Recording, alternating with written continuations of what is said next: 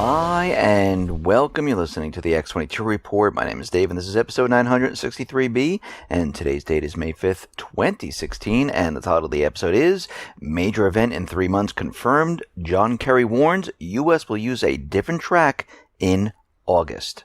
Let's get into the economic collapse, political, and geopolitical news. Now, many people around the world, they are starting to realize that the corporate media, they're working for the government, for the elite, and they basically lied to the people. And what we're seeing right now is in Germany, there was a recent survey that was conducted, and the majority of people in Germany, they view the news media as a pillar of the government and the powerful elite. 1/3 of the respondents think that the German news media is truly independent, while the majority view the government and parties as having control over particular policies. And this is absolutely true, and it's not just true in Germany, it's true in many countries where the government has taken control of the corporate media. It is run by the corporations. They're hand in hand in this, and the elite dictate what the people are going to see, what the people are going to view, and most of it is fluff pieces. Most of it is it's not even worth listening to because they're really telling you absolutely nothing. And if something does come up where it's important, they spin it to benefit themselves. And we've seen this happen once, twice, maybe a couple dozen times, or many more than that. During Ukraine, we saw the U.S. come out and they were broadcasting how Russia was bringing in troops. Kiev was saying Russia was bringing in troops, and they showed photographs of tanks riding up on a road. And then, of course, you do a quick search on Google with a Google image search, and you find out the original photo was taken back in 2009. So the corporate media was lying to the people. They were saying that the southeastern people shot down MH17. Yes, it was them. It was Russia. They did it. Of course, they had no proof. Then they backed off the story. And then we're starting to learn that, wait a minute, Kiev had full control of what was going on in the area. They forced the plane over that region. Then we find out there were fighter jets that were controlled by Kiev flying behind it, shooting at the passenger jet. So what we're seeing right now is people are starting to catch on. People are starting to realize that the corporate media in each one of these countries, they don't tell us the truth. And if they can, they avoid all the stories that absolutely matter in what is going on in the world. Now, out in Ukraine, things are starting to heat up, and we see that Poroshenko, he's taken the next step. He has approved a bill extending a moratorium on paying off the country's external debt, including the 3 billion euro bond owed to Russia. Now, the law proposed by the country's parliament on April 12th was signed by the president on Wednesday, and it was supposed to expire July 1st, but now it is extended, so they have basically frozen all payments, and they're not going to make any. Now, Ukraine is blaming the southeastern people for shelling their areas, and we're seeing at this point in time that the southeastern people saying they were firing at them, so they returned fire. Now, of course, they're not going to let you know about that part.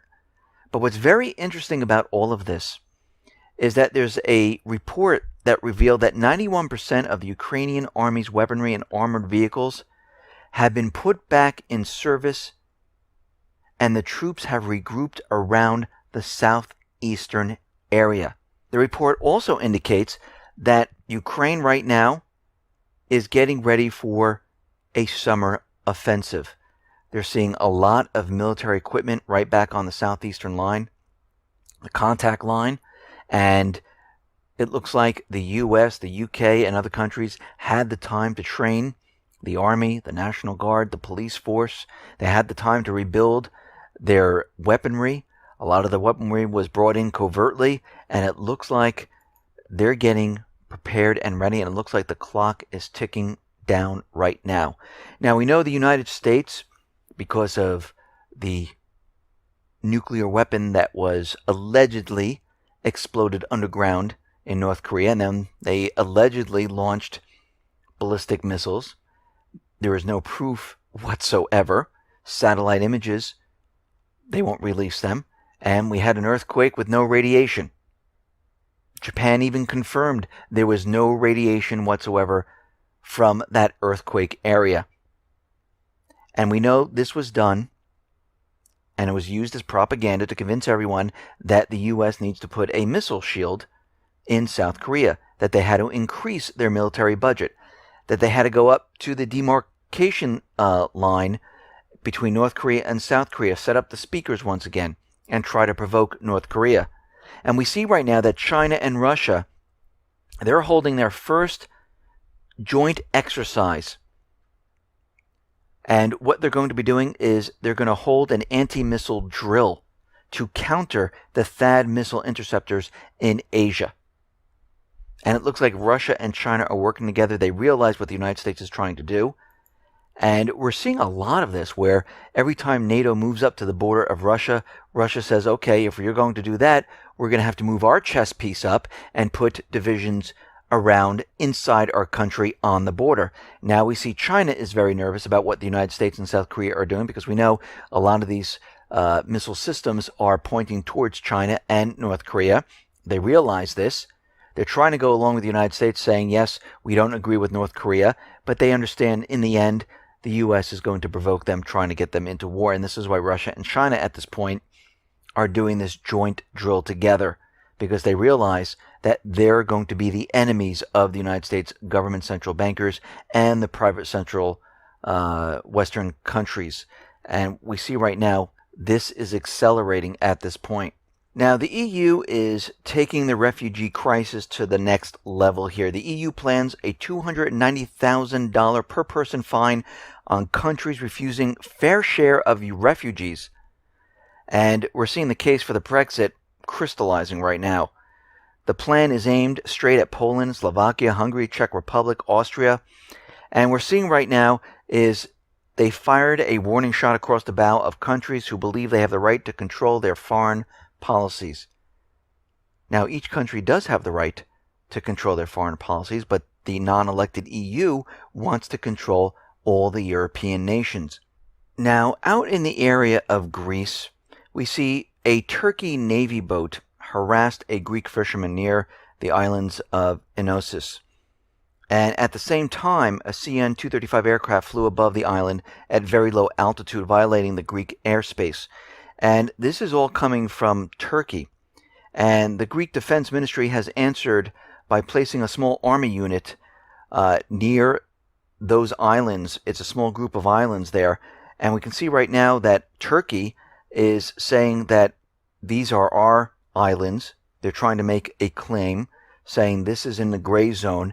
And it looks like Greece and Turkey right now, they're getting into a little bit of a spat here. And the U.S. State Department has been urging Greece and Turkey to show restraint in the Aegean Sea right now. And we're going to have to watch this situation very, very closely to see what transpires. Now, out in Yemen, we are seeing mission creep by the U.S., and we know troops have been arriving in Yemen. We know that Italy, we know the UK, we know France, they all have special op teams in Yemen. But what we're seeing right now is 100 U.S. Rangers. They have landed in Yemen. And the arrival was followed by the arrival of 4 U.S. planes carrying military equipment and supplies.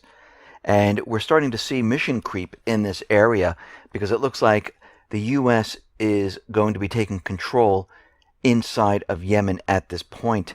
And we're starting to realize Saudi Arabia, the paid mercenaries, are not handling the job, and it looks like the U.S. is now moving into Yemen. Of course, they're using the idea that they're going after Al-Qaeda. We know that they're not. Al-Qaeda is controlled, paid for by the U.S. government central bankers. They're going in there to get the Houthis. The Al-Qaeda story is the cover story. Remember, in each one of these countries, if they're trying to remove the elected government, they use Al-Qaeda, they use the Islamic State, they use al-Nusra, they use all of these forces to try to remove the elected government. Once that government is removed and they replace it with a puppet government, all those people who don't agree or aren't going along with that puppet government, they turn around and call them terrorists. They are then called Al-Qaeda. They are then called al-Nusra, the Islamic State, whatever they want to call them. Right now, they're only called Al-Qaeda because the authorization right now only pertains to Al-Qaeda. The new one that's pending in Congress pertains to any terrorist group. So they have to use Al-Qaeda once they get control of the country. We saw this in Ukraine. As soon as they went in, took control, all those people in the southeastern area, they called them terrorists. They started an anti-terrorist force. Same thing in Lebanon, same thing in Libya, same thing in Yemen, same thing in Iraq. And we see right now they're going after the Houthis in Yemen. And once they have that puppet government in place, they will then be called terrorists. Now, it looks like Erdogan, he is trying to increase his power. We see the prime minister, he resigned. And Erdogan is intent of changing the system, which he says would make Turkey function more effectively, which would also give him more power. Now, the ruling party there, they're going to have an emergency meeting on May 22nd of the Congress. So we're going to have to watch that situation very, very carefully.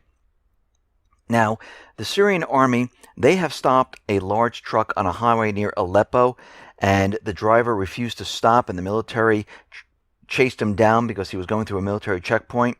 And what they come to find is that the truck was filled with explosives, assault rifles, and it was headed into Aleppo, most likely a delivery for Al-Qaeda, al-Nusra, the moderate rebels, the terrorist groups that are there, the proxy armies of the United States government central bankers.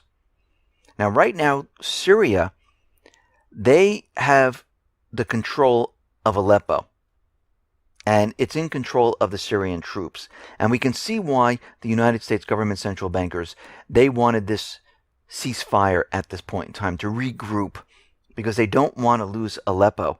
And what's very interesting, and I have this on the x22report.com site, it's a video showing how the terrorists, the al-Nusra groups, Al-Qaeda, Islamic State, the moderate rebels, are all one and the same, how they use homemade rockets for firing on the civilians inside Aleppo. And you can see that on the x22report.com site. Now, an ex-CIA officer, he is out there. This is Philip Giraldi. He is saying that the U.S. government is fully aware that the moderate opposition in Syria is working closely with al-Nusra Front, an offshoot of Al-Qaeda, and they publicly pretend the two groups are separate. The so-called moderate rebels are in cohabitation with the Nusra Front. Now, we already knew this. We already knew they morph back and forth.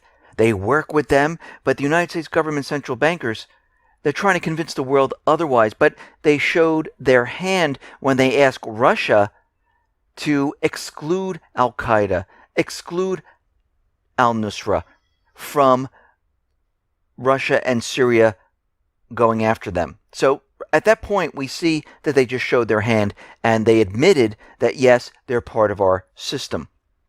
We see Defense Secretary Ashton Carter. Now, he is going to all the coalition counterparts from the 11 members of the coalition that are fighting in Syria and Iraq. Of course, the cover story is Islamic State, but that's not really what they're going after. And he decided right now that each one of these countries needs to increase their scope of their operation in Syria and Iraq. They need more troops, more military assets. So he went to France, Germany, Britain, Italy, and others to tell them this, that we need to ramp this up. This is very interesting. Now, Russia is out there, and they are saying that it is very unlikely that Turkey's going to come in with a ground force. They're saying that the ground operation in Syria will not work because of the Russian Air Force. Now, Lavrov says, I don't think that anyone will decide to play dangerous games and carry out any provocations due to the fact that there are Russian aerospace forces stationed in Syria. Now, we have to go back in time here. Did Turkey have a problem shooting down a Russian jet? No, they did not. So, I wouldn't put it past Turkey, the coalition forces, going in to Syria with ground troops. I think we're past the point of them removing Assad.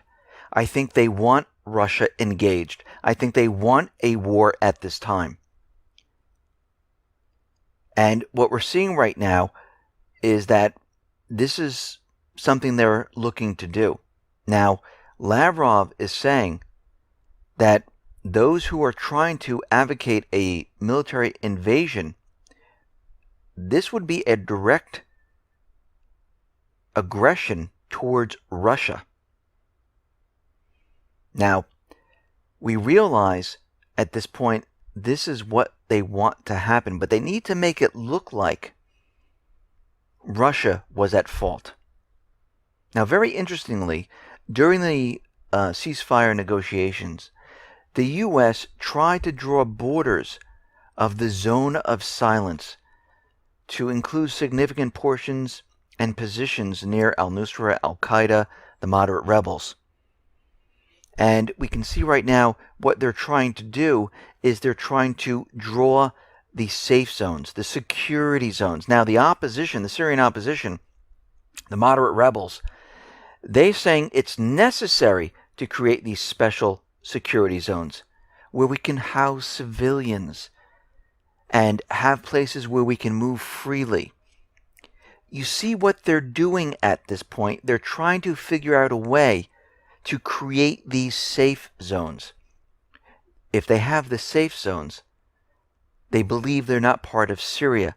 If they're not part of Syria, they can bring in the ground troops. This is what they're trying to do at this point.